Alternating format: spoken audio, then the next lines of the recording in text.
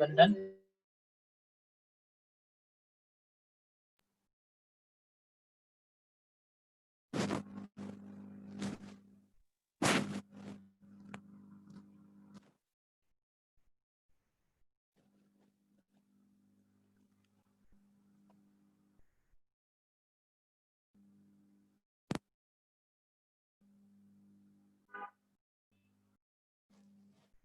Bismillahirrahmanirrahim. Assalamualaikum warahmatullahi wabarakatuh.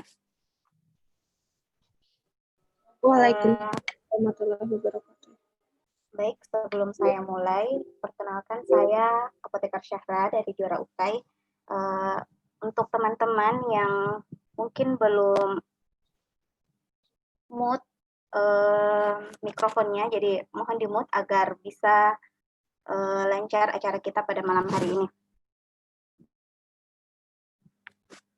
Baik, bismillahirrahmanirrahim. Assalamualaikum warahmatullahi wabarakatuh. Alhamdulillahirabbil alamin. Wa bihi nasta'inu ala umuri dunya waddin. Wassalatu wassalamu ala asyrafil anbiya'i wa mursalin sayyidina Muhammadin wa ala alihi wa sahbihi ajmain. Amma ba'd. Alhamdulillahirabbil alamin. Puji syukur kita panjatkan kehadirat Allah Subhanahu wa taala di mana Allah semesta alam yang telah memberikan kita kesempatan, kesehatan dan juga keimanan sehingga pada kesempatan kali ini kita bisa mengisi malam kita dengan insya Allah penuh berkah dan bermanfaat bagi kita, baik calon teman sejawat maupun teman-teman yang sudah menjadi teman sejawat apoteker. Salawat serta salam semoga tetap tercurahkan kepada baginda Rasulullah Shallallahu Alaihi Wasallam, Nabi yang menjadi Nabi terakhir, Nabi yang menjadi pembawa berita gembira, membawa kita dari alam gelap gulita menuju ke alam yang terang benderang. Nabi yang membawa kita dari alam penuh kebodohan menuju ke alam yang penuh keilmuan seperti saat ini. Jadi pada kesempatan kali ini kami dari Juara UKAI telah melakukan kegiatan OSCE, coaching OSCE, dan kali ini dengan tema Puskesmas, pelayanan kefarmasian di Puskesmas. Dan kali ini kami sudah mengundang pemateri Bapak Apoteker Ahyar Soekardi SSI untuk perkenalannya. Jadi mungkin saya bacakan terlebih dahulu CV dari beliau. Nama seperti tadi yang saya sebutkan, Apoteker Ahyar Soekardi SSI. Kemudian tempat dan tanggal lahir, Topeng 18 April 1995. Kemudian alamat Jalan Kemakmuran, Ruko Husada Permai nomor 11 Topeng. Kemudian email, mungkin ada nanti teman-teman yang ingin bertanya atau bagaimana, silahkan dihubungi ahyarsukardi78@gmail.com. Kemudian jabatan sekarang beliau sebagai apoteker di UPTD Puskesmas Takalala, Kabupaten Sopeng. Agama Islam. Nah, untuk pendidikan S1 Farmasi Unhas, Universitas Hasanuddin, mulai dari 2013 sampai 2017. Kemudian profesi apoteker Universitas Hasanuddin 2017 sampai 2018. Nah, adapun pengalaman organisasi maupun pelatihan, yaitu selaku peserta pelatihan pelayanan kefarmasian bagi tenaga kefarmasian di Puskesmas oleh Balai Besar Pelatihan Kesehatan atau BBPK Kiloto tanggal 10 Agustus 2020 sampai 28 Agustus 2020. Insyaallah. Jadi untuk mengefisienkan waktu setelah perkenalan tadi, saya persilahkan kepada Bapak pemateri untuk membagikan ilmunya agar teman-teman bisa menambah wawasan. Ya, terima kasih kepada moderator atas kesempatan yang diberikan. Ya, Assalamualaikum warahmatullahi wabarakatuh. Waalaikumsalam warahmatullahi wabarakatuh. Ya, salam sejahtera untuk kita semua. Ya, terima kasih kepada pihak Ardira Cindekia dalam hal ini Juara UKAI yang mengundang saya untuk membawakan materi tentang pelayanan kefarmasian di Puskesmas. Ya, sebelumnya saya sedikit cerita. Mungkin ini memang perlu untuk kita-kita yang mahasiswa ataupun yang sudah selesai kuliah apoteker, karena dalam pengalaman tentunya kita tidak pernah dapatkan ilmu tentang apa pekerjaan kefarmasian di puskesmas. Pengalaman saya karena tidak ada bayang-bayangan tentang apa yang kita lakukan di puskesmas sebelum saya bekerja. Jadi bersyukurlah kita kepada peserta yang hadir pada hari ini mendapatkan sharing dari saya yang sudah bekerja mungkin kurang lebih 1 tahun, dan baru-baru ini juga sudah lakukan pelatihan tentang pelayanan kefarmasian di puskesmas. Jadi semoga apa yang saya berikan nanti dapat bermanfaat untuk seluruh peserta, dan apapun yang saya jelaskan nantinya itu bukan cuma pengalaman yang saya dapatkan, tapi juga ilmu yang saya peroleh. Jadi semua yang saya jelaskan itu juga masih ada yang belum saya terapkan, karena masih ada, saya juga masih dalam tahap pembelajaran. Langsung saja saya share screen ya. Ini ya. Oke. Ya, saya bekerja di UPTD Puskesmas Takalala di Kabupaten Sopeng.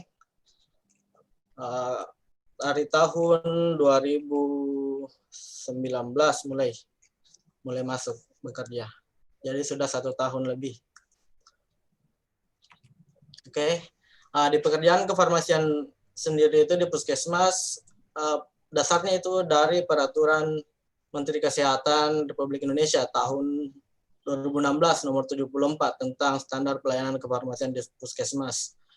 Ya, mungkin bisa dilihat di situ nantinya bagaimana pelayanan kefarmasian di puskesmas itu sendiri. Kemudian baru-baru terbit juga tahun lalu itu ada petunjuk teknis standar pelayanan kefarmasian di puskesmas, itu tahun 2019. Nah, di sini jelas itu memaparkan lebih lengkap bagaimana teknis dalam pelayanan kefarmasian berdasarkan Permenkes tahun 2016 tersebut. Oke, kita lanjut. Nah, di sini saya membahas tentang Permenkes tahun 2016 tentang pelayanan kefarmasian tersebut. Di situ di Permenkes ada 2 inti dalam pekerjaan kefarmasian. Yang pertama, pengelolaan sediaan farmasi dan bahan medis habis pakai dan pelayanan farmasi klinik.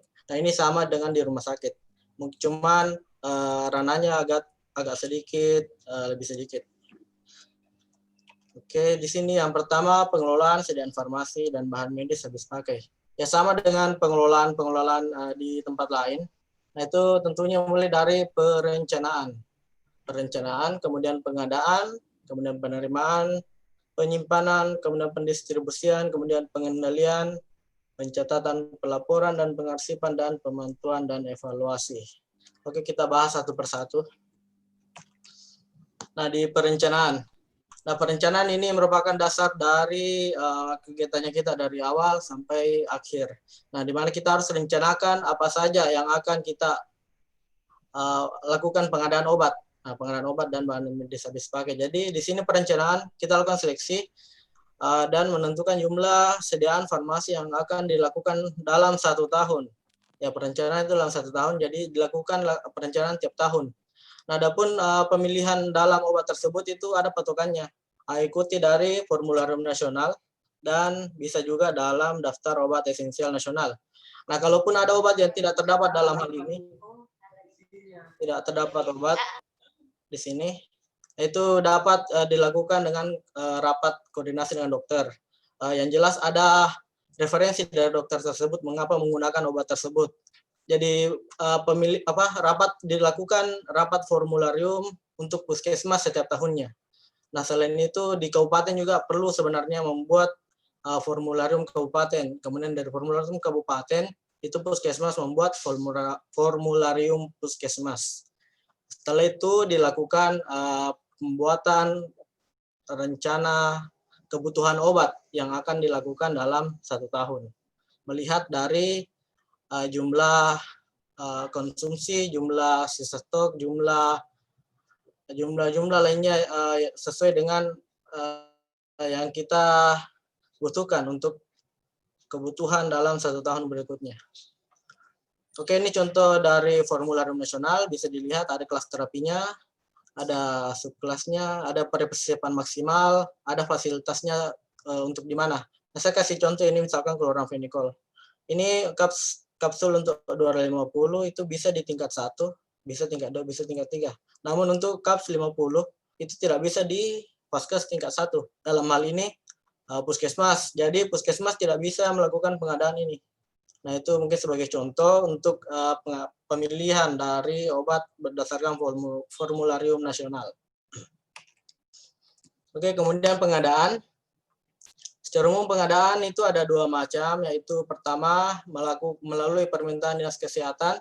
Jadi kita tiap bulan itu mengirimkan yang dikatakan laporan pemakaian obat dan lembar permintaan obat. Nah, itu kita minta tiap bulan di Dinas Kesehatan sesuai dengan kebutuhannya kita dalam 1 bulan.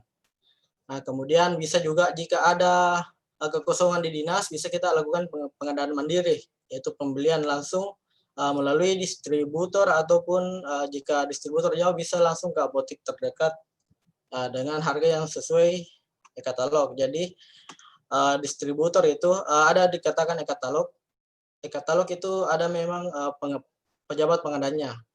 Dilakukan pembelian di situ, ada harga. Nah, itu harganya sudah secara nasional. Jadi kita lakukan pengadaan lewat situ. Kemudian ada juga permintaan khusus. Untuk tadi permintaan itu ada 2, ada rutin, ada khusus. Itu rutin yang setiap bulan dilakukan puskesmas ke Dinas Kesehatan. Adapun khusus itu di luar dengan jadwal rutin. Misalkan tiba-tiba ada kebutuhan meningkat, misalkan tiba-tiba banyak pasien hipertensi, banyak pasien asam urat. Nah, tentunya kita tiba-tiba meningkat, artinya tidak sesuai dengan perencanaan, kita bisa langsung minta secara darurat seperti itu. Atau juga kalau ada kejadian luar biasa, misalkan tiba-tiba ada kasus DBD, pemakaian paracetamol itu menjadi banyak, atau tiba-tiba banyak rawat inap, pemakaian cairan menjadi banyak. Nah, itu bisa langsung dilakukan permintaan khusus secara langsung melalui Dinas Kesehatan. Kemudian penerimaan, ya sekira jelas ini kita terima sesuai dengan kondisi fisik, kita cek sesuai dengan faktur yang ada setelah kita pengadaan. Kemudian dari Dinas Kesehatan itu biasa keluarkan surat bukti barang keluar. Jadi kita sesuaikan barang yang masuk, fisik dan dokumen. Kemudian penyimpanan, nah penyimpanan ini harus menjamin mutu sedia informasi. Saya kira jelas semua di sini, dilakukan pemantauan, cek suhu, dilakukan pengecekan setiap bulannya. Kemudian narkotik psikotropik tentunya harus di lemari khusus dengan 2 kunci yang berbeda. Kemudian di pendistribusian, nah di sini yang agak berbeda dengan rumah sakit. Nah di sini tentunya kita harus sesuaikan dengan LPLPO tadi, laporan pemakaian dan lembar permintaan obat, dan mengikuti aturan distribusi yang baik. Nah kemudian kita lakukan pendistribusian di unit puskesmas. Unit puskesmas ini seperti UGD, rawat inap, kamar bersalin, poli-KIA, poli gigi, dan lain sebagainya di unit dalam puskesmas. Kemudian di sini kita ada distribusi ke unit pelayanan di luar seperti puskesmas pembantu, puskesmas keliling, posyandu, polindes, dan program-program lainnya yang membutuhkan. Jadi misalkan tiba-tiba ada program kayak pemberian vitamin A, nah kita distribusikan ke pemegang programnya itu. Jadi puskesmas itu lebih kepada program-program ke masyarakat. Jadi kita membantu saling bekerja sama untuk pendistribusian obat yang digunakan. Seperti itu. Jadi ini rutin pendistribusian setiap bulannya. Jadi setiap bulan kita terima, setiap bulan juga kita distribusikan. Seperti itu. Kemudian pemusnahan dan penarikan.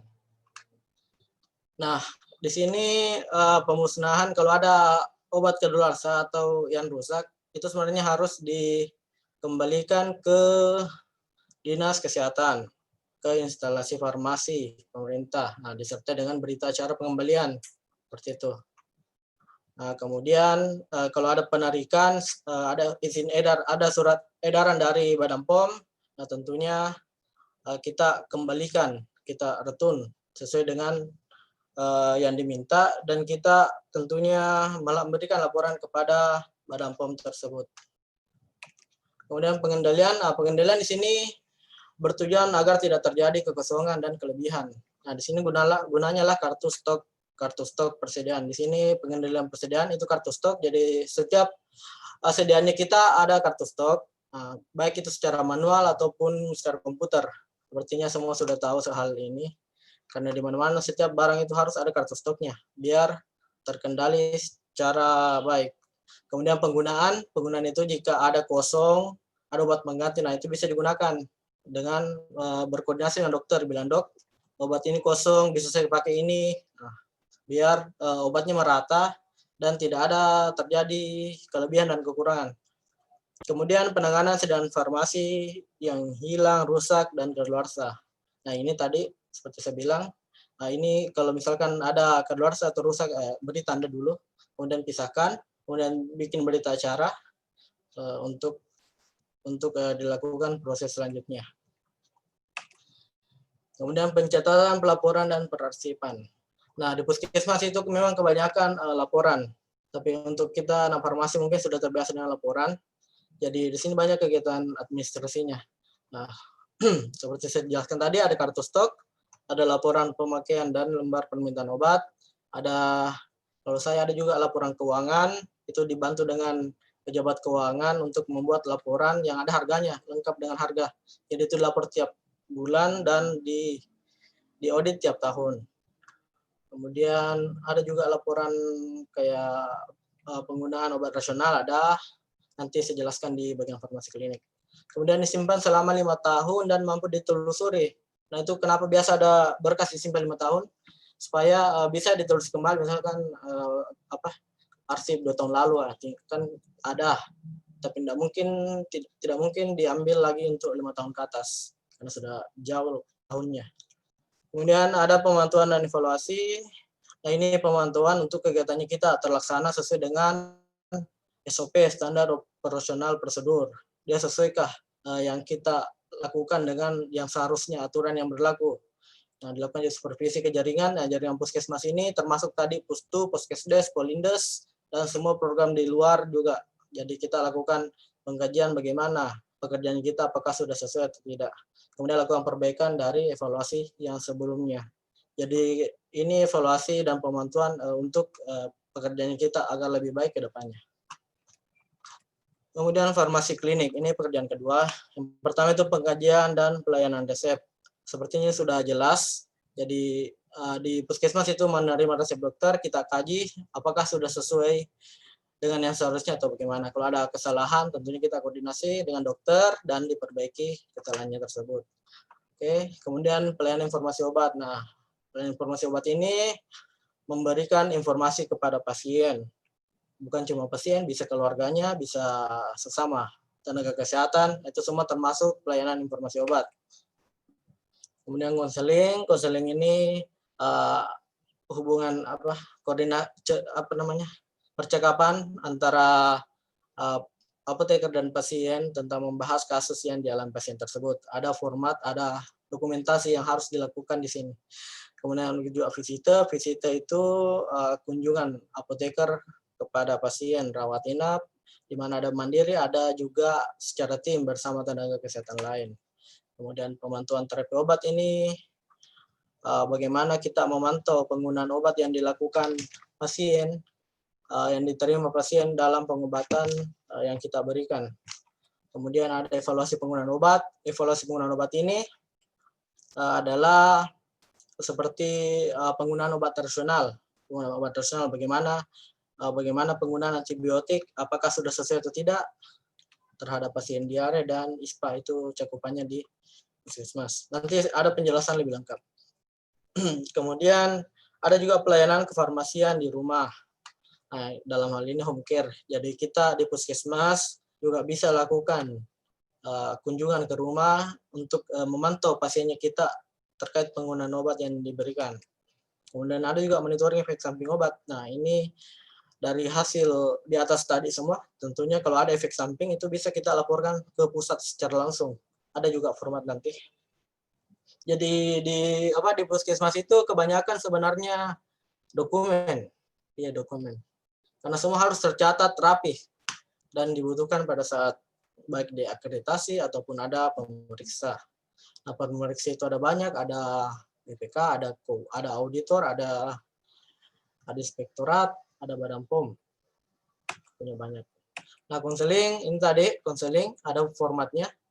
Formatnya ini ada nama pasien, jenis kelamin, tanggal lahir, biodata secara umum, dan obat yang digunakan, diagnosanya bagaimana, alerginya bagaimana, keluhannya. Jadi semua terdokumentasi di sini. Jadi konseling sepertinya sudah tahu semua bagaimana, mungkin pernah lakukan secara langsung, mungkin praktik atau secara langsung ke keluarga atau teman. Nah, konseling itu bertujuan untuk mengoptimalkan hasil terapinya kita, sehingga meminimalkan reaksi obat yang tidak dikehendaki. Oke, konseling itu. Kemudian visite. Nah, visite ini membantu efek terapi dan efek samping obat. Jadi kita lakukan visite untuk melihat pengobatannya pasien, apakah memberikan efek atau memberikan efek samping. Nah, itu nanti dituangkan dalam PTO. Nah, melihat kemajuan kondisi pasien. Kemudian dilakukan secara benar, meningkatkan peran dan citra tenaga farmasi di masyarakat. Jadi biar orang juga tahu kita berperan dalam memantau pengobatan yang diberikan kepada pasien di rawat inap. Visit ini khusus untuk rawat inap. Jadi visita kita kunjungi pasien yang dirawat di rawat inap. Jadi untuk puskesmas yang rawat jalan itu tidak ada visita. Kemudian catatan pendokumentasian itu pada lembar kerja visita ada memang formatnya. Kemudian untuk penggunaan obatnya bisa dilakukan dalam kegiatan PTO. PTO itu tadi pemantauan terapi obat. Oke, pemantauan terapi obat. Nah, ini mungkin pernah lihat, ini sama yang digunakan di rumah sakit, pemantauan efek terapi obat. Jadi ada riwayatnya terdahulu, ada riwayatnya sekarang, ada riwayat keluarga, ada riwayat sosial, ada hasil pemeriksaannya bagaimana di lab, hasil pemeriksaan mikrobiologi, diagnostik. Jadi ini secara lengkap, tapi yang penting itu ada data sesuai dengan kemampuan puskesmas kita yang bisa diperiksa. Kemudian ada penggunaan obatnya saat ini, namanya obatnya apa, regimen skill sudah jelas ini, mungkin pernah dipelajari, mungkin pernah dipraktikkan pada saat PKPA di rumah sakit. Sama sebenarnya, mungkin cuma rananya lebih sedikit karena pasien rawat inap di puskesmas itu rata-rata hanya kebanyakan sampai 3 hari, tidak ada yang sampai 1 minggu. Kalaupun parah itu pasiennya pasti dirujuk ke rumah sakit, karena puskesmas itu ada memang ranah pasiennya yang seperti apa saja bisa dirawat. Kalau tidak memungkinkan dirawat, dirujuk ke rumah sakit. Nah, ini tadi contohnya ada juga SOAP sama di rumah sakit ini. Jadi ada subjektifnya, objektifnya bagaimana, asesmennya, dan planningnya untuk pengobatan selanjutnya seperti apa. Ya, saya kira ini jelas, tidak perlu dijelaskan kembali. Mungkin pernah didapat di manajemen, di farmasi rumah sakit mungkin ya, di materi kuliah. Ada ini cara mengisinya bagaimana. Kemudian yang beda di sini adalah EPO. Itu saya jelaskan, evaluasi penggunaan obat. Nah, di sini ada laporan penggunaan obat rasional. Jadi tujuan salah satunya di puskesmas itu untuk mengoptimalkan penggunaan obat rasional. Salah satunya itu, bukan salah satunya sih, memang untuk puskesmas itu harus untuk kasus ISPA, non-pneumonia, dan diare non-spesifik. Jadi ISPA non-pneumonia kan itu belum tentu bakteri, dan diare non-spesifik itu belum tentu juga bakteri. Jadi kalau ada kayak penggunaan antibiotik, nah itu kan untuk antibiotik itu kan untuk bakteri bukan virus. Nah kalau kayak begini kan tidak jelas. Nah itu dicatat. Nah, dilihat berapa persen penggunaannya secara rasional. Ada rumusnya memang untuk penggunaan obat rasional ini. Nah ini dievaluasi setiap bulan dan dilaporkan ke dinas kesehatan ataupun bisa langsung ke pusat. Ada memang formatnya untuk dilaporkan ke pusat untuk penggunaan obat rasional ini. Nah, laporan POR itu menjadi bahan masukan untuk perbaikan penggunaan obat dan tentunya jika sejawat sudah melakukan intervensi. Nah, laporan akan menunjukkan sejauh mana bagaimana kita mengedukasi bagaimana untuk tidak menggunakan antibiotik pada saat kasus-kasus seperti ini. Kemudian ada home pharmacy care. Nah, ini tadi kunjungan apoteker ke rumahnya pasien. Jadi bisa kita kunjungi untuk pasien yang membutuhkan perhatian lebih. Nah, jadi untuk pasien-pasien yang butuh kontrol obat begitu, yang ada biasa terasa efek samping atau bagaimana, yang memang membutuhkan bantuannya kita, ya bisa dilakukan hal seperti ini. Nah, di sini ada kolomnya tanggal kunjungan, ada catatannya apoteker, seperti itu saja. Jadi semua harus dokumentasikan kalau ada kegiatan yang dilakukan. Ya kalau tidak ada, tidak perlu didokumentasikan. Ya, kemudian ada juga monitoring efek samping. Nah, ini kegiatan terakhir di farmasi klinik. Ya, jadi ada efek samping itu obat terjadi, nah kita bisa langsung laporkan. Biarpun bukan apoteker yang menemukan, bisa saja ada tenaga kesehatan lain ataupun masyarakat atau bagaimana merasakan ini, bisa langsung lapor. Bisa secara online melalui MSO, bisa secara offline melalui dikirim langsung ke pusat, seperti itu. Nah, ini alurnya melalui online lewat sini. Nah, ini juga dijelaskan nanti kalau ada memang kalau ada efek samping ditemukan, bisa langsung dilapor ke sini. Saat ini saya belum pernah lakukan hal ini karena belum ada ditemukan efek samping obat kejadian seperti itu. Kemudian akan dilakukan oleh Badan POM. Jadi ini punyanya Badan POM, kegiatan seperti ini. Nah, ini formatnya tadi saya bilang ini berwarna kuning. Menggunakan formulir pelaporan efek samping obat berwarna kuning. Nah, form kuning itu ini bisa di-download nanti pada saat Anda bekerja di puskesmas. Nah, ini langsung dikirim ke sini untuk bagian mesonya itu. Nah, di sini jelas nama pengirimnya siapa. Kemudian ada pertanyaan untuk efek sampingnya tersebut. Nanti bisa ditentukan apakah memang ini efek sampingnya betul-betul memberikan efek samping yang berbahaya atau bagaimana. Nah, itu bisa ditentukan dari algoritma Naranjo ini.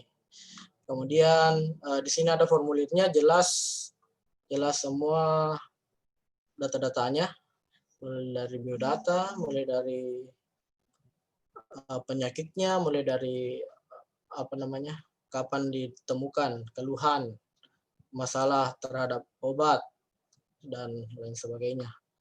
Nah, di sini juga ada nama obatnya apa, bentuk sedang bagaimana, pemberiannya bagaimana. Jadi bisa ditentukan efek samping obat dari di sini pelaporannya kita. Nah, ini tadi analisis Naranjo. Saya juga belum pernah gunakan ini karena memang belum ada kejadian. Nah, di sini tentunya diisi. Jika 9+ itu artinya sangat mungkin memberikan reaksi begitu. Jika ya, jika tidak. Jelas di sini, dan hasilnya nanti itu orang bisa ditemukan bagaimana risiko dari efek samping tersebut. Nah, kemudian saya akan memperlihatkan videonya ini saya ambil di YouTube karena saya tidak punya video. Jadi ini kegiatan pelayanan kefarmasian di puskesmas dibuat oleh Kemenkes kayaknya kalau tidak salah. Ya, jadi selamat menyaksikan.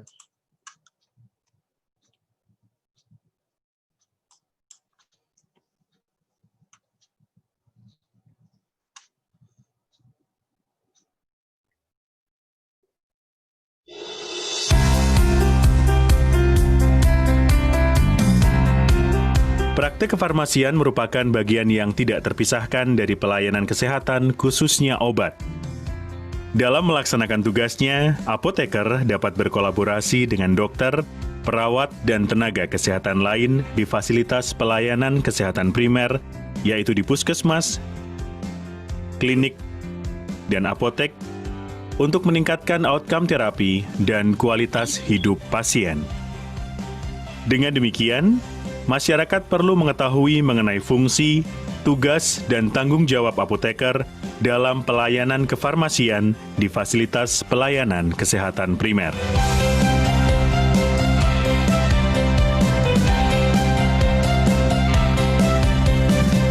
Secara umum, praktik kefarmasian di puskesmas dan klinik mencakup pengelolaan obat dan pelayanan farmasi klinik yang meliputi pelayanan resep, pelayanan informasi obat, konseling, visite, pemantauan terapi obat, pelayanan kefarmasian di rumah atau home pharmacy care, dan pencatatan pelaporan.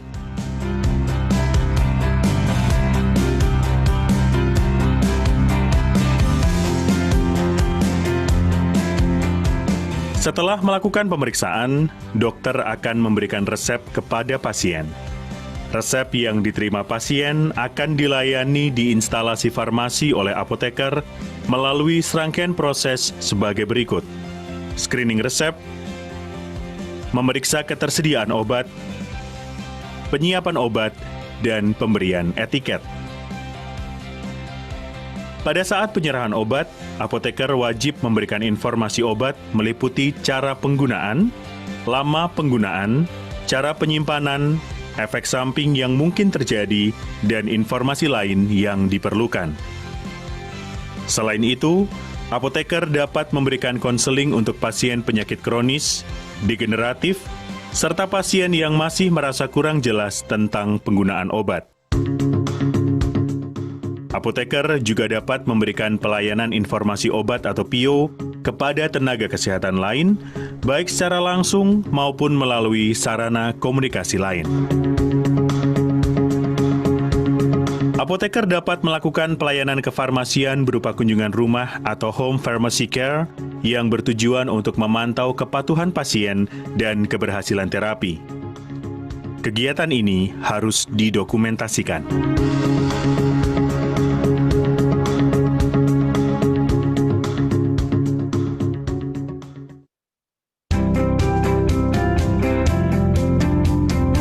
Untuk menilai kemajuan terapi pada pasien rawat inap, apoteker dapat melakukan pemantauan terapi obat melalui visite mandiri maupun visite bersama tim tenaga kesehatan. Sebelum melakukan visite, apoteker perlu mempelajari rekam medik pasien. Hal ini dilakukan agar mendapat gambaran mengenai kondisi pasien yang berhubungan dengan obat yang dikonsumsi.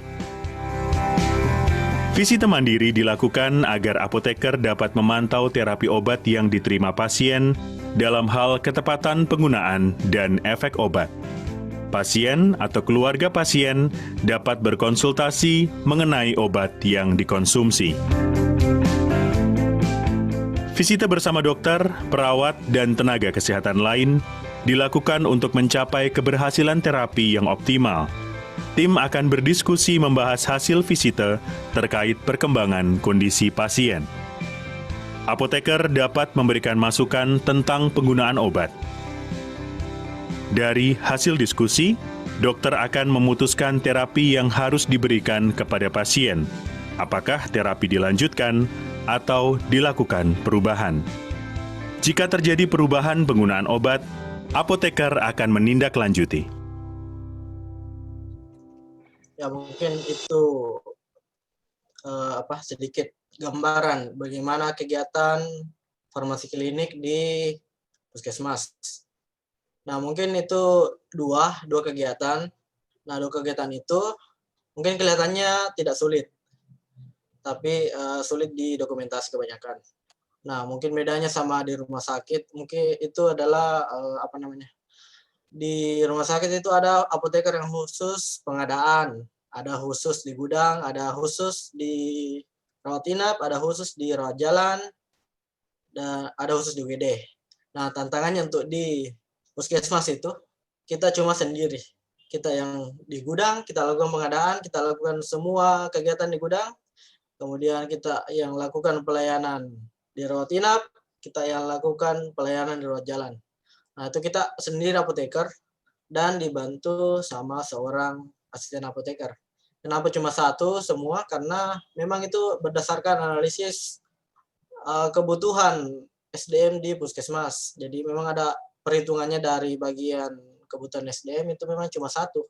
Jadi itulah tantangan di puskesmas, memang agak ringan karena memang cakupan obatnya tidak terlalu banyak.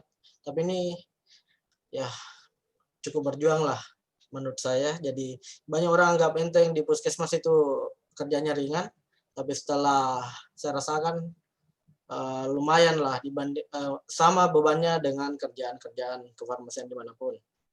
Jadi jangan anggap kerjaan di puskesmas itu ringan. Jadi berat juga karena memang kita sendiri dan biasa kita minta bantuan tenaga kesehatan lain untuk membantu di pelayanan rawat jalan. Misalkan bidan atau perawat bantu untuk lakukan pelayanan resep di rawat jalan. Nah, kemudian selain dua tadi itu, pekerjaan kefarmasian di puskesmas tidak hanya tentang pengelolaan sediaan farmasi dan kegiatan farmasi klinik. Namun bagaimana kita mengedukasi ke masyarakat tentang penggunaan obat rasional. Nah, karena fungsi sebenarnya puskesmas itu di promotif dan preventif. Dalam artian kita mencegah terjadinya sakit di masyarakat. Nah, beda sama rumah sakit. Rumah sakit itu kan mencari orang sakit. Jadi rumah sakit itu tempatnya orang sakit. Puskesmas tempatnya orang sehat. Jadi kita harus benar-benar lebih ke mengedukasi masyarakat bagaimana kita menggunakan obat secara nasional. Sehingga di pusat itu ada yang namanya Gema Cermat. Mungkin sebagian di sini atau mungkin semuanya sudah pernah dengar apa itu Gema Cermat, Gerakan Masyarakat Cerdas Menggunakan Obat. Nah, ini inovasi yang diterapkan di Kemenkes itu pada tahun 2015, tanggal 13 November. Jadi ini sudah lama, sudah berjalan 5 tahun, menuju 5 tahun. Dan di kabupaten saya itu baru masuk tahun lalu tentang sosialisasi ini. Jadi sementara Kemenkes masih terus melakukan gencar-gencarnya sosialisasi tentang kegiatan ini. Karena memang banyak di masyarakat itu belum tahu bagaimana penggunaan obat secara rasional. Nah, kenapa ini dibebankan ke puskesmas? Karena memang puskesmas itu lebih ke masyarakat, pendekatan ke masyarakat. Jadi kita sebagai apoteker itu bisa masuk di program-program orang. Misalkan ada yang lakukan penyuluhan tentang kesehatan lingkungan, nah kita bisa masuk. Melakukan promosi kesehatan, kita juga masuk. Memberikan kegiatan posyandu kita juga masuk. Pokoknya dalam hal ini kita sebagai tenaga kefarmasian bisa memberikan edukasi kepada masyarakat tentang penggunaan obat. Nah, bisa juga kita lakukan kegiatan sendiri khusus ini untuk sosialisasi kepada masyarakat. Ada nanti kegiatan-kegiatan orang yang pernah lakukan. Untuk tempat saya belum dilakukan karena memang masih baru. Sementara dalam perencanaan. Nanti suatu saat pastinya kita akan lakukan. Nah, Gema Cermat itu apa? Nah, itu adalah upaya pemerintah bersama masyarakat melalui rangkaian kegiatan dalam rangka mewujudkan kepedulian, kesadaran, pemahaman, dan keterampilan masyarakat dalam menggunakan obat secara tepat dan benar. Jadi di sini memang tujuannya untuk memberikan kesadaran kepada masyarakat bagaimana penggunaan obat secara rasional. Oke, dan tujuannya ini tadi sudah saya jelaskan bagaimana meningkatkan pemahaman dan kesadaran dalam rangka tujuan meningkatkan penggunaan obat rasional. Nah, adapun sasarannya itu ya tentunya seluruh masyarakat, apalagi yang awam. Yang awam, kalau nakes kan rata-rata sudah tahu. Itu pun dari apalagi yang punya kenalan apoteker, tentunya akan menjelaskan bagaimana penggunaan obat tersebut. Kemudian jika dijabarkan lagi, ya kita bisa kerjasama sama dinas-dinas fasilitas kesehatan, PKK, Dharma Wanita, kader kesehatan, atau organisasi masyarakat lain. Bisa koordinasi sama jurnalis, atau media, atau blog. Nah, pokoknya ini sasarannya untuk kita kerjasama, karena tidak mungkin kita menjelaskan ke semua orang secara langsung. Nah, kita kerjasama sama ini, baik itu media atau di kader-kader kesehatan, kita bisa jelaskan. Nah, nanti mereka yang jelaskan kembali ke sasarannya mereka. Seperti itu. Nah, ini contohnya ya edukasi pemberdayaan masyarakat seperti talk show, bisa penyuluhan, bisa metode interaktif atau metode yang menarik seperti games. Nah, jadi ini apoteker-apoteker ini lakukan kegiatan menjelaskan bagaimana penggunaan obat secara rasional. Nah, penggunaan obat rasional ini adalah yang tadi penggunaan antibiotik untuk pencegahan antibiotik, mencegah masyarakat juga untuk membeli antibiotik secara bebas, mencegah menggunakan antibiotik secara sesuka-sukanya seperti itu. Jadi itu kan semua harus perlu resep dokter seperti itu, karena kita lihat masyarakat saat ini cuma asal-asalan menggunakan obat tanpa adanya edukasi. Nah, itu perannya di puskesmas. Karena puskesmas lah yang paling memungkinkan untuk memberikan edukasi kepada masyarakat.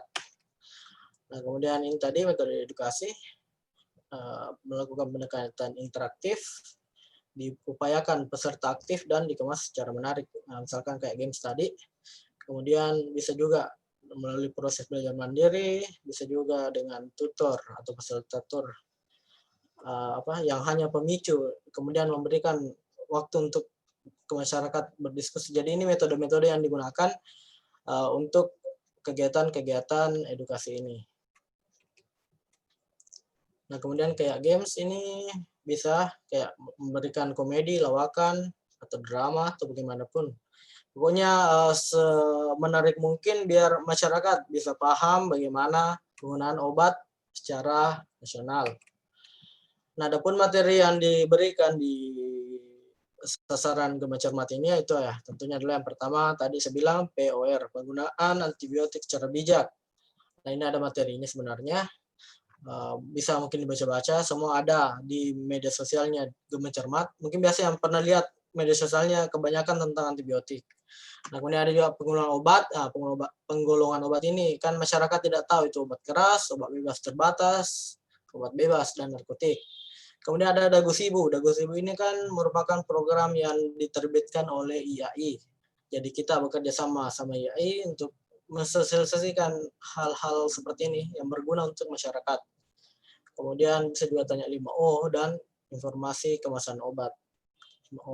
Mungkin semua sudah tahu hal ini. Jadi ini adalah yang perlu diedukasikan kepada masyarakat. Memang bukan tugasnya di Sosial Permenkes, cuman ini sebuah inovasi dari kegiatan dari Kemenkes untuk kita lakukan ke masyarakat, karena memang penggunaan obat di masyarakat itu masih belum terkontrol dilihat dari survei yang diberikan.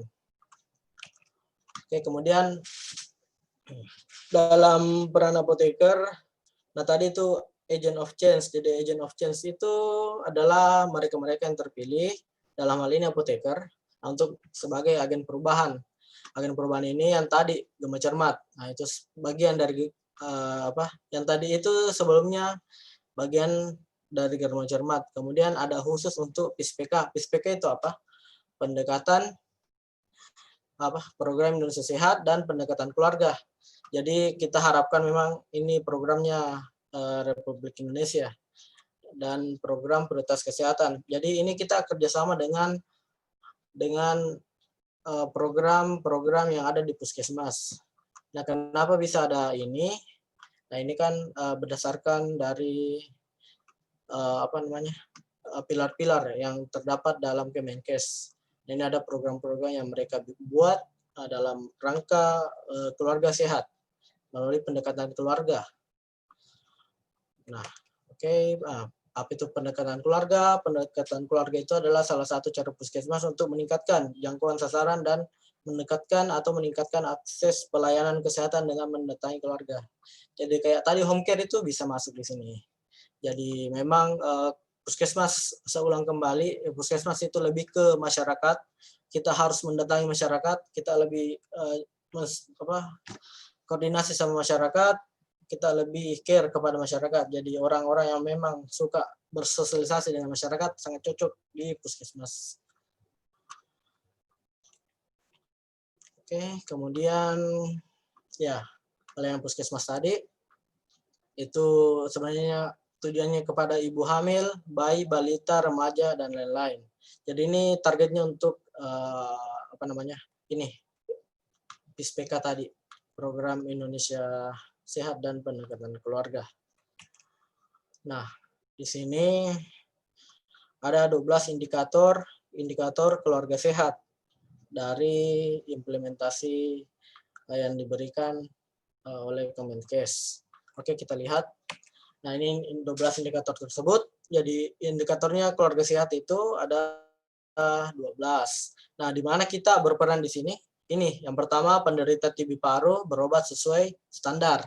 Itu tugasnya kita, memastikan memang untuk yang penderita TB paru itu berobat sesuai standar.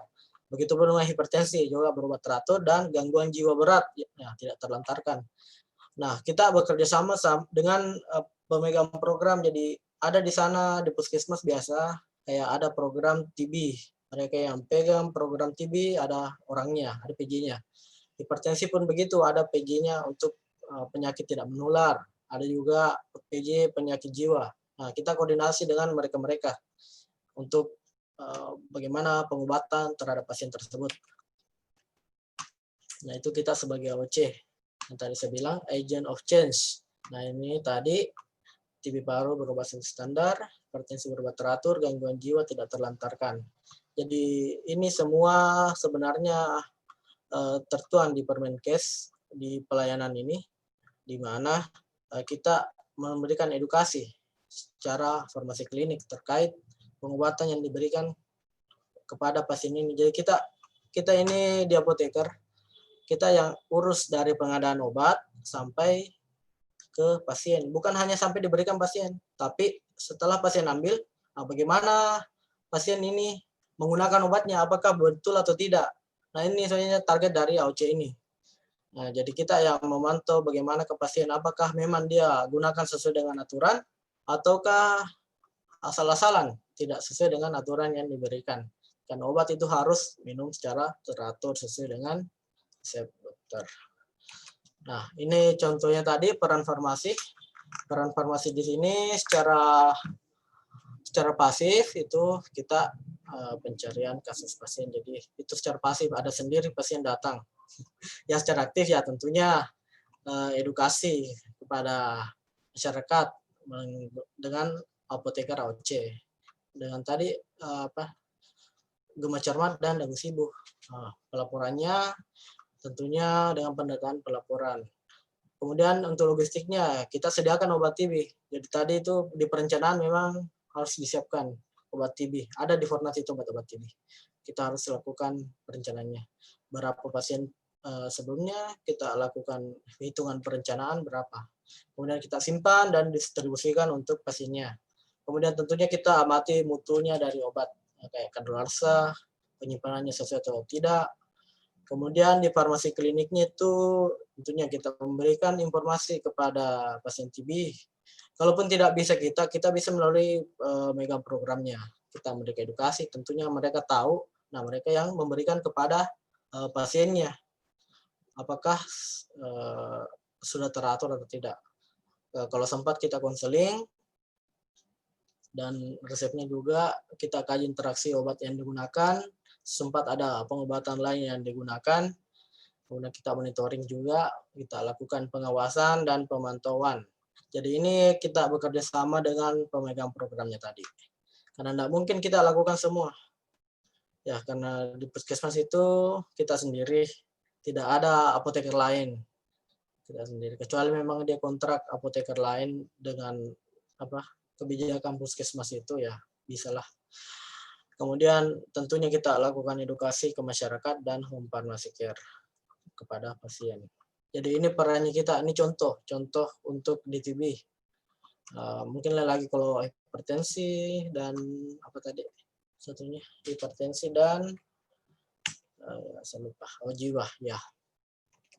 Jadi memang kita berperan dalam hal mengontrol penggunaan obat yang diberikan kepada pasien.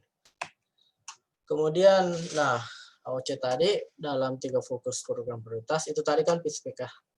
Kalau ini ada 3 program prioritasnya, itu yang pertama, TB tadi. Kemudian imunisasi ini kan vaksin, ya kita juga berurusan dengan vaksin, termasuk penyimpanan, penggunaan, dan kita bekerja sama dengan pengelola imunisasi tentunya. Dan kita memberikan edukasi dan melaporkan vaksin yang tidak memenuhi syarat dan yang terjadi kejadian ini. Kemudian stunting ini ya kekurangan gizi tentunya pada saat lahir. Nah, ini pemberian informasi tentang tablet tambah darah harus kita dalami memang ini. Obat cacing dan PMT, pemberian makanan tambahan. Jadi memang kita harus koordinasi dengan program-program tentang obat-obat ini. Karena nakes sendiri itu tentunya memang ada pemegang program, tentu disosialisasi juga ke mereka, Namun kita tugasnya sebagai apoteker tentunya paham dengan ini. Jadi kita koordinasi sama mereka, bagaimanakah penggunaan obat tersebut, apakah sudah sesuai atau tidak. Seperti itu. Ya mungkin itu saja terkait kefarmasian di puskesmas. Jadi ada 3. Kalau menurut Permenkes ada 2, cuman menurut fungsinya di puskesmas itu kita berperan di masyarakat, jadi ada 3. Ya sekian, semoga dengan ini ya mungkin dibuka sesi diskusi. Saya serahkan kepada moderator. Terima kasih. Baik, Kak. Terima kasih banyak atas gambaran-gambaran yang diberikan terkait apa saja sih yang kita lakukan sebagai tenaga farmasi atau apoteker di puskesmas. Kurang lebih di sini ada beberapa pertanyaan. Mungkin langsung saja saya bacakan ya, Kak. Dari Triwulandari, izin bertanya, Kak. Apakah puskesmas boleh memesan obat secara langsung ke PBF tanpa melalui Dinkes kabupaten atau kota? Ya, mungkin langsung saja dijawab, Kak. Saya jawab. Jawabannya bisa. Namun ada status puskesmas, seperti puskesmas saya itu BLUD, Badan Layanan Umum Daerah. Jadi BLUD itu punya pengelolaan keuangan tersendiri. Jadi itu bisa lakukan pengadaan, pembelian langsung ke distributor ataupun apotek. Yang penting jelas dokumentasinya dalam hal ini laporan pertanggungjawaban terkait belanja tersebut. Namun kalau misalkan belum BLUD itu masih melalui Dinas Kesehatan. Dinas Kesehatan yang melakukan pembelian melalui e-katalog, nah itu kita tunggu, ada PPTK-nya semua, tiap puskesmas ada ditunjuk, itu PPTK yang sebagai pejabat pengadaan untuk melakukan pembelian. Jadi mereka yang belum BLUD itu melapor ke mereka apa mau dibeli, kemudian untuk dilakukan pengadaan, seperti itu. Jadi bisa. Kemudian pertanyaan lain dari Novriani Pertiwi. Izin bertanya, pada surat permintaan obat, apakah semua jenis item obat seperti obat bebas, obat keras, psikotropik, dan sebagainya, dan alkes itu bisa digabungkan atau harus terpisah, Kak? Ya untuk Novriani, Riani. jadi itu apa namanya, permintaan obat itu kan ke dinas kesehatan, itu 1 kali laporan, namanya LPLPO, laporan pemakaian obat dan lembar permintaan obat. Ya, jadi di situ terlist semua. Atau kabupaten lain, pokoknya ada formatnya memang. Itu ada nama obat, ada jenis sediaan, ada harganya, ada sisa stok sebelumnya, ada, atau saya kasih lihat di sini ya. LPLPO itu.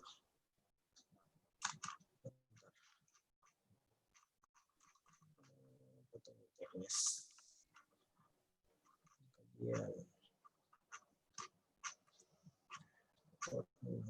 laporan ini.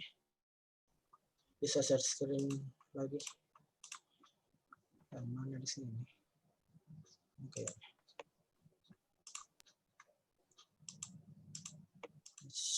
Kelihatan? Ya, kelihatan.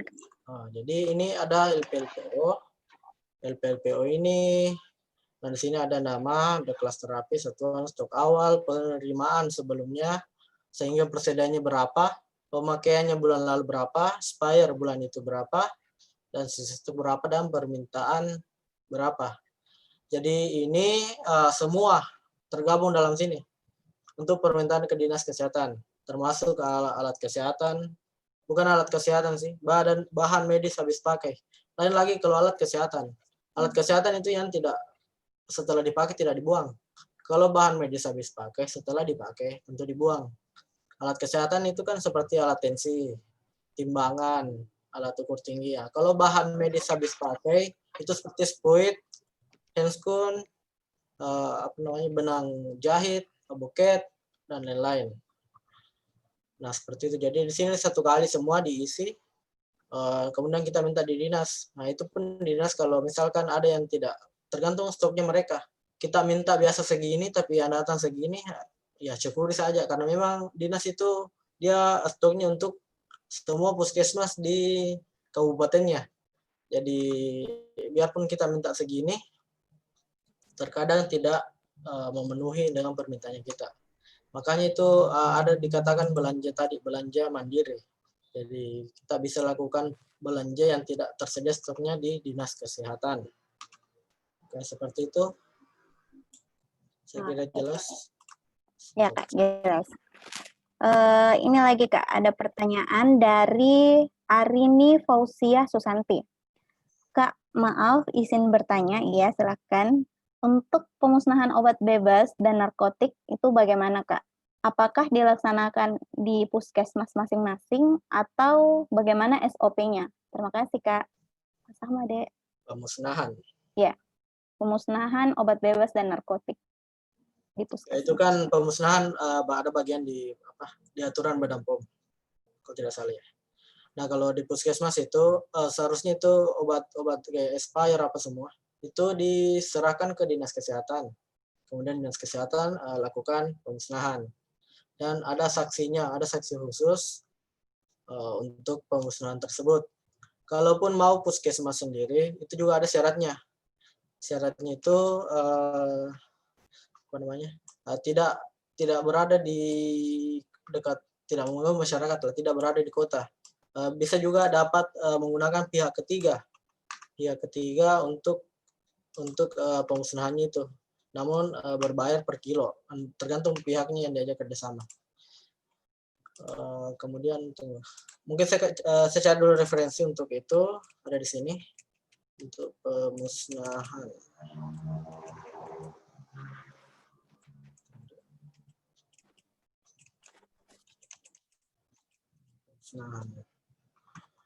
Pemusnahan di mana tadi itu?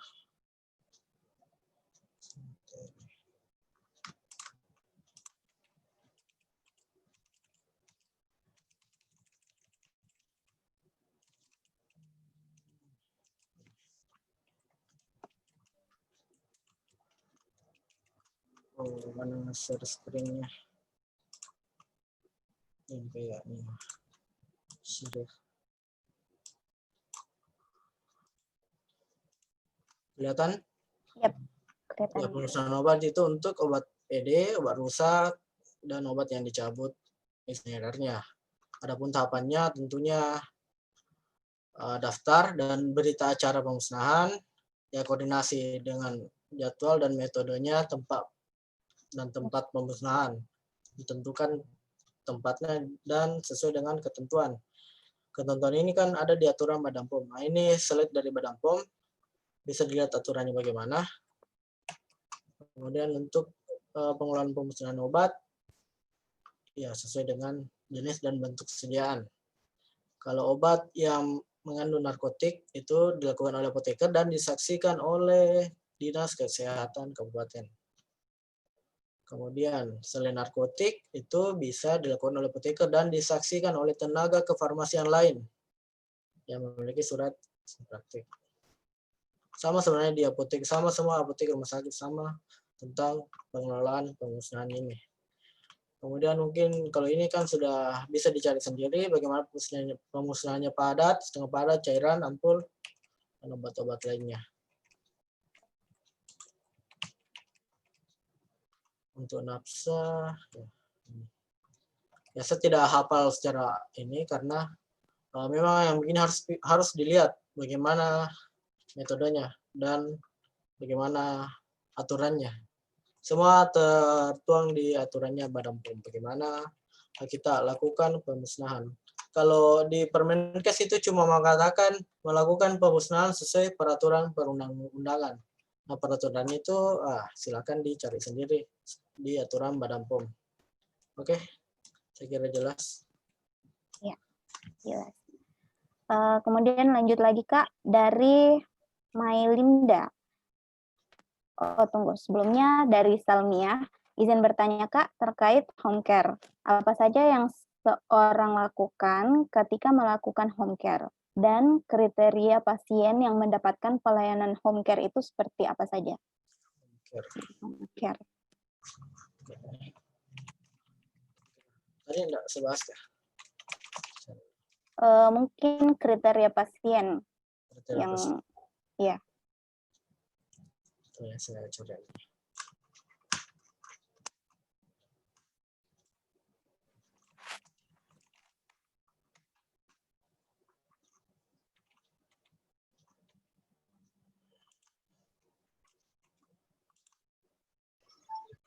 Ada share screen.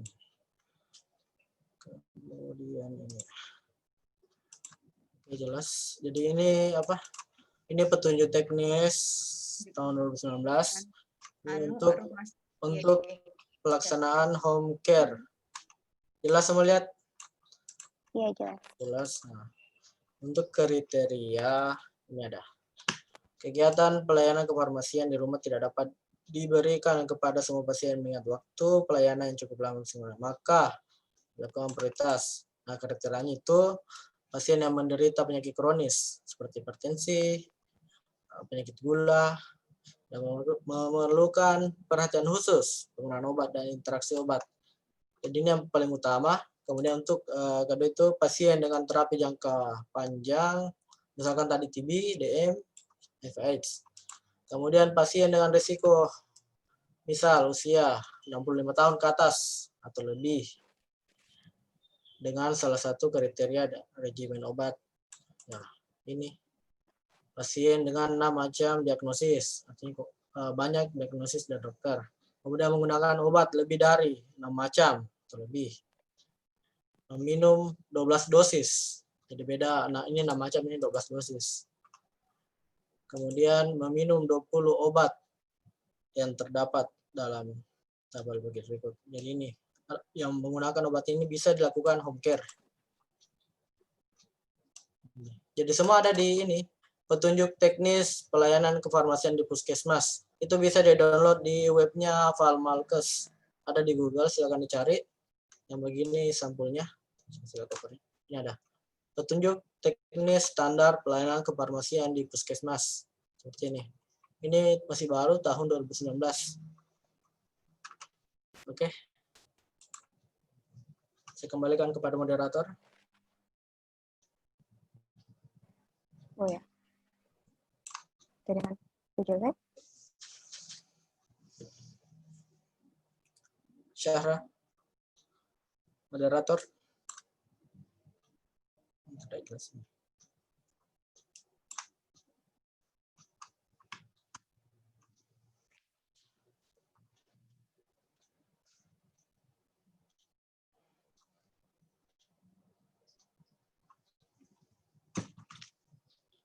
Moderator.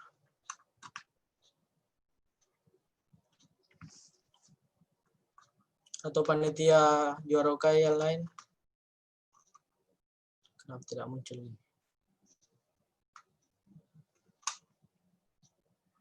Oh.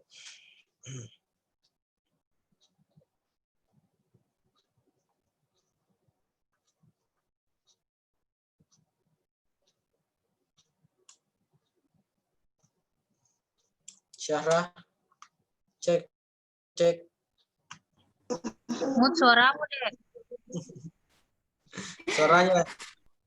jaringan Kak. Maaf. Aduh, baru biasa kalau begitu hilang chatnya dia. Tadi ada 3 itu pertanyaan lagi Kak yang belum terjawab. Setelah siapa tadi? Setelah Om Gerdi. Oh ini. Iya. Pertanyaan dari Melinda sudah ya? Belum. Isi menyambung pertanyaan tentang pengadaan ke PBF boleh dilaksanakan sebulan sekali atau seperti apa, dan juga untuk PBF yang boleh masuk ke puskesmas, apakah hanya PBF tertentu atau seperti apa. Nah, untuk pengadaan PBF ini, ya tentunya kalau mau pengadaan melihat dananya puskesmas sisa berapa, dananya bisa dibelanja berapa. Karena ada batasan, kalau misalkan saya BLOD itu batasannya ada 10 juta lah. Tergantung dari puskesmasnya bagaimana, 10 juta per 3 bulan kayaknya begitu. Tergantung dari kebijakannya bagaimana pengelola keuangannya mengatur untuk belanja obat dan BMH itu berapa juta, belanja untuk ini berapa juta. Jadi itu diatur oleh kebijakan masing-masing. Kemudian PBF apa saja? Ya, tentunya yang resmi, yang memiliki izin dari Kemenkes. Dan untuk pengadaan e-katalog itu memang ada yang terdaftar untuk di situ, untuk pengadaan dengan harga e-katalog, harga nasional yang murah. Karena kebanyakan itu PBF ada yang menekan sedikit, ada yang rendah. Kalau yang standar nasional itu sesuai dengan e-katalog. E-katalog itu ada memang websitenya untuk belanja pengadaan di situ. Oke. Kemudian untuk berikutnya, Assalamualaikum Kak, selamat malam. Bertanya, menyampaikan tentang home care. Berapa kali sebulan puskesmas melakukan home care dalam keadaan pandemi? Ya, home care itu sebenarnya ini Ini kan standar pelayanan kefarmasian. Standar pelayanan kefarmasian artinya standar yang dilakukan. Tidak ada batasan minimal seperti apa. Cuman bagusnya melakukan sesuai dengan standar. Saya pun sebenarnya entah berapa kali, bisa dihitung jari, pernah melakukan semacam edukasi ke masyarakat, karena memang banyak pekerjaan yang lain seperti itu. Jadi belum bisa beradaptasi dengan Permenkes ini, karena memang kayak pekerjaan kita banyak. Jadi mulai sedikit demi sedikit secara bertahap sampai semua kegiatan kita bisa dilakukan. Seperti itu. Jadi kalau masih baru di puskesmas kayak seperti saya ini, kita mulai dulu dari pengelolaan obat. Kita permantap dulu di pengelolaan. Setelah itu baru melaju ke farmasi klinik. Seperti itu. Setelah itu baru melaju ke masyarakatnya. Jadi karena kita sendiri, jadi butuh memang tahap. Tidak bisa instan untuk melakukan semua pekerjaan tadi. Seperti itu. Oke, kemudian berikutnya Nur Cahyani. Izin bertanya, pengadaan obat narkotik di puskesmas dibedakan SP obatnya dengan obat bebas atau disatukan. Ya, untuk narkotik, ini kan kalau kita langsung minta di dinas saja, itu permintaannya sama LPLPO-nya, cuma pelaporannya itu kita bikin laporan khusus. Kan semua punya laporan narkotik, semua tahu formatnya pasti, ada diajarkan bagaimana format narkotik itu. Nah, untuk pengadaannya sulit untuk pengadaan secara langsung kalau narkotik. Kita butuh SIP-nya dinas kesehatan untuk pengadaan itu. Seperti itu. Jadi kalau mau dibedakan ya sama sebenarnya, karena kita langsung minta ke dinas, tidak ada permintaan khusus untuk narkotik begitu. Satu kali dengan list LPLPO yang tadi pertama. Kemudian satu lagi nih, Lia. Izin bertanya, apakah jumlah minimal pengadaan obat dan alkes? Ya, saya tekankan lagi, bukan alkes yang kita kelola, tapi bahan medis habis pakai. Bukan alkes. Karena alkes itu ada pengelolaan tersendiri, bukan apoteker. Tapi yang ditunjuk oleh dinas kesehatan. Jadi setiap itu bagian-bagian ada pengelolanya. Bukan cuma apoteker semua. Dan berapa minimal atau maksimal? Jumlah apanya ini? Adakah jumlah minimal dan maksimal harga dalam satu kali? Oh, ini tadi yang saya maksud, kayak belanja mandiri itu diatur oleh kebijakan puskesmas masing-masing. Tergantung kesepakatan dari perencanaan, berapa untuk obat, berapa dibelanja per bulan, berapa dibelanja per 3 bulan, berapa belanja total dalam 1 tahun. Itu direncanakan dalam 1 tahun. Dan sementara ini masih melakukan perencanaan, itu perencanaan biasa di bulan-bulan seperti ini, bulan-bulan 9, bulan 10. Biasa juga ada lakukan perubahan, nah di sini bisa digeser. Jadi ada uangnya puskesmas memang, ada uangnya. Uangnya itu diatur oleh bendahara, sekian untuk belanja ini, sekian untuk belanja itu. Jadi ada bendahara pengeluaran, ada bendahara penerima, ada pengelola barang, pokoknya banyak struktur di bagian itu. Dan itu semua nakes yang pegang, bukan orang lain. Artinya kita lakukan kegiatan kita di pelayanan, kita juga yang melakukan pengelolaan di puskesmas. Jadi itulah tantangan di puskesmas karena sistem rangkap. Misalkan saya asisten apotekernya, saya itu dia merangkap menjadi bendahara di BOK, Bantuan Operasional Kesehatan. Jadi ketika ada sesuatu tentang kegiatan yang dia lakukan, tentunya dia izin pelayanan, kemudian melakukan kegiatan yang lebih penting begitu. Jadi memang kita bukan kekurangan sih, karena memang sesuai seperti itu. Memang tantangannya kita untuk lakukan pekerjaan kefarmasian di puskesmas. Kemudian izin bertanya di saat pandemi. Nah, perannya kita di pandemi ini bagaimana? Yang pertama tentunya kita lakukan pengadaan alat perlindungan diri, dalam hal ini APD. APD itu kan termasuk handscoon, masker, baju hazmat, gaun, dan lain-lain. Nah, itu kemarin saya awalnya kewalahan waktu awal pandemi karena sisa stok masker sedikit, dinas kesehatan juga kosong, sampai pernah 1 minggu itu 1 masker untuk 1 orang saja. Saking tidak adanya kita bisa beli karena mahal. Harga masker itu tembus. Pernah saya beli harga 350 1 box. Terpaksa saya beli karena memang harganya segitu dan tidak ada digunakan. Kenapa kita beli? Itu tidak masalah di audit misalkan atau ada pemeriksa datang, tidak masalah karena harga rata-rata pada saat itu memang segitu. Tidak masalah di belanja. Nah, kita terpaksa beli daripada kita tidak menggunakan apa-apa. Jadi kita beli, kemudian tugasnya kita untuk mengontrol penggunaannya itu. Kayak saya melakukan 1 orang 1 masker. Kalau saat ini sudah 1 orang 1 hari 1 masker. Jadi tiap hari orang dapat masker. Nah, dan kita atur pengadaannya itu. Termasuk kayak hand sanitizer, desinfektan, apalagi. Pokoknya semua COVID, kebutuhan COVID kita yang lakukan pengadaan. Kita lakukan perencanaan, kita usulkan ke bendahara, bila mau beli belanja segini, harganya segini, bisa dibeli atau tidak, ACC sama kepala puskesmas, oke kita lakukan pengadaan, kita beli. Seperti itu.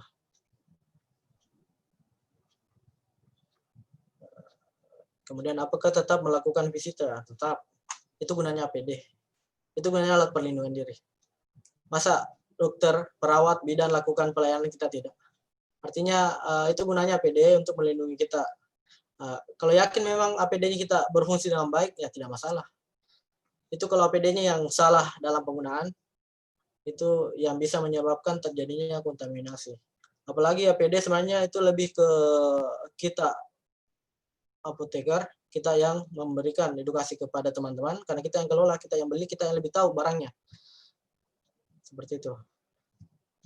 Nah, kayak saya kemarin pernah lakukan semacam sosialisasi APD di puskesmas karena saya penanggung jawab di gudang dan juga melakukan pengadaan itu. Jadi kita yang memberikan arahan kepada teman-teman bagaimana penggunaan APD yang baik dan benar. Karena kebanyakan juga seminar kemarin itu banyak tentang APD. Lebih banyak ditujukan kepada tenaga kefarmasian. Ada lagi? Sudah habis? Ya, sudah habis nih Kak. Ada lagi yang bertanya? Jangan sampai setelah saya memberikan tentang puskesmas ini banyak yang takut atau ceritanya tidak mau kerja di puskesmas. Menurut saya ini secara pribadi ya bagus di puskesmas untuk tempatnya kita belajar.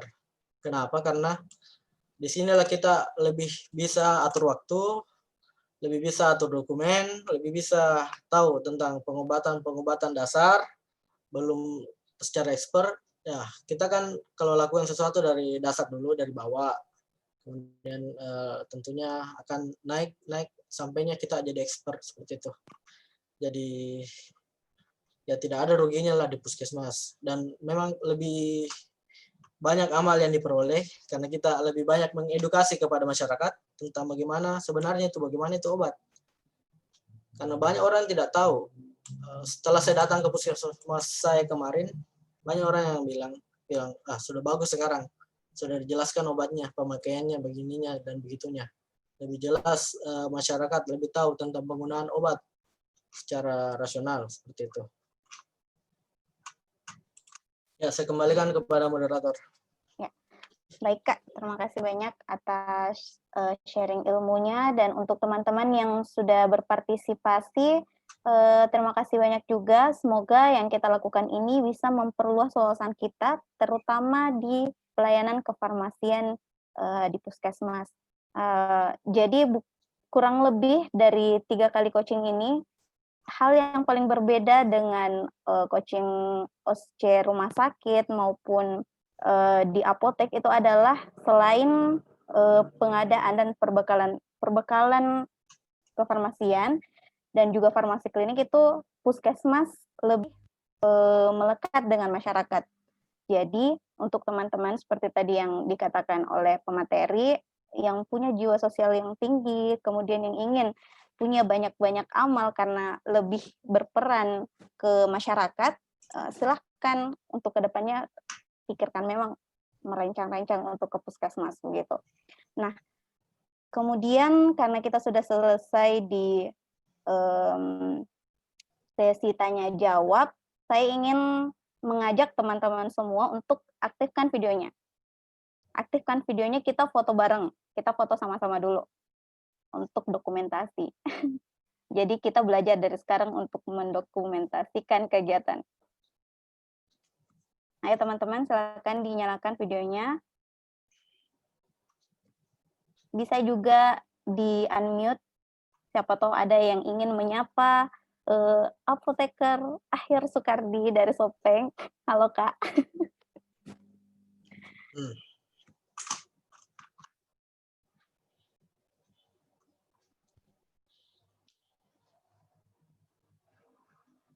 IT apa siap untuk screenshot?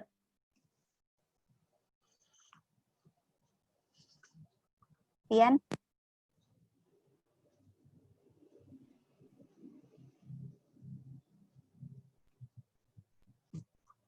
Kurang lebih di sini ada berapa peserta ya?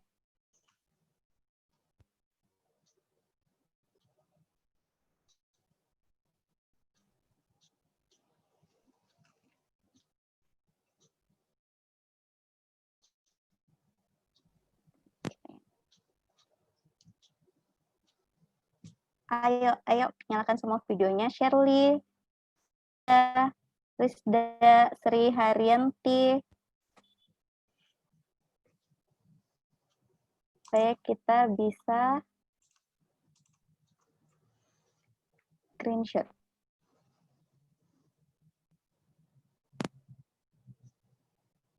Ini ada Siti Olega.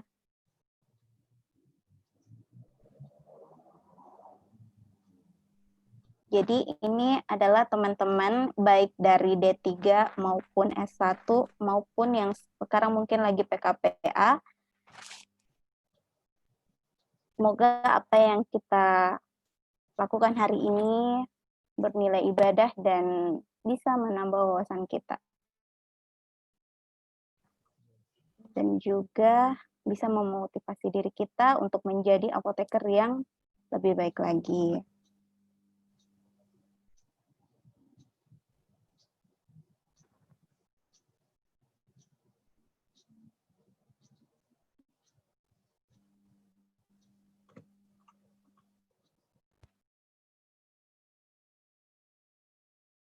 Jadi saya ini ya, saya screenshot pasang senyum terbaik kalian. 1, 2, 3.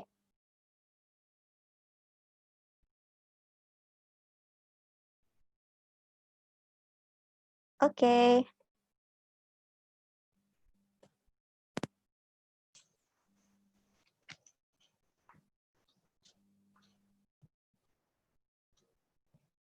Oke. Jadi teman-teman, karena kita sudah di penghujung acara, sebelumnya saya ingin mengucapkan banyak terima kasih kepada pemateri Bapak Apoteker Akhir Sukardi SSI yang sudah meluangkan waktunya berbagi pengalaman dan juga berbagi ilmu kepada kami adik-adiknya, dan juga untuk teman-teman yang sudah menyempatkan diri untuk bersama dengan juara UKAI menciptakan calon-calon farmasis apoteker yang lebih baik. Jadi untuk penutup, saya ucapkan wabillahi taufiq wal hidayah untuk teman-teman juga. Jangan lupa, jangan sampai coaching-coaching berikutnya mengalami maksudnya jangan sampai info-info coaching berikutnya itu hanya jatuh pada kalian, berhenti di kalian. Bagikan ini kepada teman-teman kalian, calon-calon teman sejawat, agar juara UKAI dan juga calon-calon farmasis dan apoteker itu bisa betul-betul menjadi seorang apoteker yang layak bagi masyarakat. Kemudian saya tutup. Wabillahi taufiq wal hidayah. Wassalamualaikum warahmatullahi wabarakatuh. Salam juara. Terima kasih banyak. Waalaikumsalam Terima kasih banyak.